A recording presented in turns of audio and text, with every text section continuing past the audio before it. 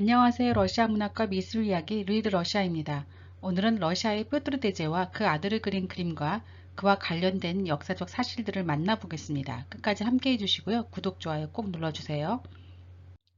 위풍당당하게 다리를 꼬고 앉아 아들을 차갑게 바라보고 있는 아버지.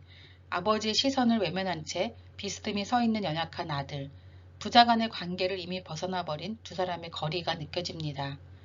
바둑판 무늬의 차가운 느낌의 바닥이 반듯하게 펼쳐져 배경을 이루듯 둘의 감정은 이미 끈끈한 혈육의 정이라기보다는 냉정한 추궁, 그에 따른 처벌만이 남은 듯 합니다. 차라리 뾰트르 대제가 변변치 못한 아들에게 화를 내는 분노에 찬 모습이었다면 그것이 더 아버지다운 모습이 아니었을까 싶습니다. 아버지라기보다는 아랫사람을 나무란 듯한 권위에 찬 절대자의 모습에 더 가까워 보이기 때문이죠. 러시아 초상화와 역사가의 대가였던 니콜라이 게의 삐제르고프에서 알렉세이 황태자를 신문하는 뾰트르 대제입니다. 뾰트르 대제는 러시아 로마노프 왕조의 제4대 왕입니다. 알렉세이 황제의 12번째 아들이었지만 두 번째 부인과의 사이에서 태어난 장남이었죠. 서자였던 그는 어린 시절에 크렘린 궁에서 쫓겨나 모스크바 근교 마을에서 자랐습니다. 뾰트르 대제는 정규 교육을 제대로 받지 못했지만 어린 시절부터 총명하고 건강했습니다. 왕위에 오른 후에도 신분을 속이고 서유럽 국가들을 다니면서 스스로 직공이 되어 포술과 조선술을 익혔다고 하죠. 폭넓은 견문과 이런 실제 경험들은 북유럽 국가들과 전투를 벌일 때 실전에 적용되었습니다. 1676년 알렉세이 짜르가 죽자 뾰트르의 이복 경인 표도르가 왕위에 오르지만 1682년 병약했던 그는 사망하게 됩니다. 그러자 또 다른 이복 형제인 이반과 소피아 공주 그리고 아직 어린 나이였던 뾰트르 1세가 왕위를 두고 혼란을 겪게 되죠. 어머니 나탈리아 나르시키나 황후가 측근들과 함께 뾰트르를 왕위에 오르게 합니다. 이후 친위병의 반란을 진압하고 방학한 이반과 소피아 공주를 추출하면서 왕권을 강화시켜 나갑니다. 뾰트르는 정치, 사회, 경제, 문화, 종교, 외교 전반에 전반적인 계획을 펼치면서 러시아 제국시대를 열었습니다. 1721년 원로오는 뾰트르 1세를 임페라토르라는 칭호를 선사하고 대제로 칭합니다.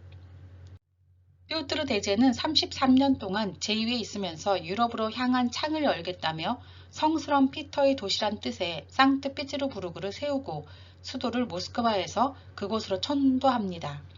발트의 지배를 위한 기지로 삼았죠. 네바강 하구에 도시를 세우기 위해 뾰트르 대제의 하숙방이라고 불리는 방 한 칸을 얻어서 살면서 진두지휘했던 일화도 유명합니다.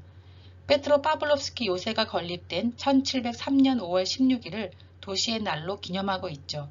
그러나 자신이 세운 페트로 파블롭스키 요새의 감옥에서 첫 번째로 황태자를 죽게 한 아버지가 바로 뾰트르 대제이기도 합니다. 그런 정력적이고 위대한 아버지를 둔 아들은 어떨까요? 알렉세이 페트로비치는 뾰트르 대제의 첫 번째 부인 에브도키아 록부히나와의 사이에서 태어난 첫 번째 아들이었습니다. 뾰트르 대제는 여느 아버지들처럼 자신의 뒤를 이어 아들이 자신의 뜻을 따라 러시아의 근본적인 개혁을 계속해 주기를 바랐을 것입니다. 그러나 알렉세이는 그런 아버지의 뜻에 부합하지도 않았고 아버지의 개혁을 제대로 이해하지도 못했던 것 같습니다. 게다가 결혼 문제로 알렉세이 황태자와 뾰트르 대제는 불화를 겪게 되죠. 황태자비 샬로트가 1715년 둘째 아이인 후일에 뾰트르 2세를 낳고 며칠 만에 사망하자 장례식 날 뾰트르 대제는 아들을 질책하는 편지를 보냅니다. 알렉세이는 겁을 먹고 1716년 결국 아버지의 분노를 피해서 처음엔 비엔나로 그 이후엔 나폴리로 도피했습니다. 1717년 위협과 회유로 아들을 러시아로 돌아오게 한 뾰트르 대제는 왕위를 포기하게 만들었습니다. 1718년 알렉세이 황태자의 측근과 친구들이 유죄 판결을 받고 고문을 당한 뒤 처형됩니다. 알렉세이 황태자도 반역죄로 사형을 선고받았죠. 알렉세이는 끝이 갈라진 채찍으로 등을 맞는 채찍형에 처해져 두 번에 걸쳐서 40대를 맞고 이틀 만에 사망했다고 합니다. 그러나 알렉세이 황태자의 죽음에 대해서는 여러 설이 존재합니다. 어떤 역사가들은 그가 정신적 고통으로 죽었다고도 했고 어떤 사가들은 황태자의 공개 체험을 피하려는 뾰트르 대제의 명령에 따라 베개로 질식사시켰다고도 했습니다. 또 어떤 이들은 고문에 의해 죽었다고도 했습니다. 사진은 알렉세이 황태자가 아버지가 보낸 요원들을 피해 숨어 있었던 에렌부르크의 한 요새입니다. 지금은 흔적만 남아 있습니다. 알렉세이 황태자가 죽고 난 다음 날인 1718년 6월 27일은 폴타바 전투 기념일이어서 뾰트르 대제는 축제를 열어서 향연을 베풀고 즐겼다고 하죠. 그리고 1718년 6월 30일 알렉세이 황태자의 장례식이 치러졌습니다.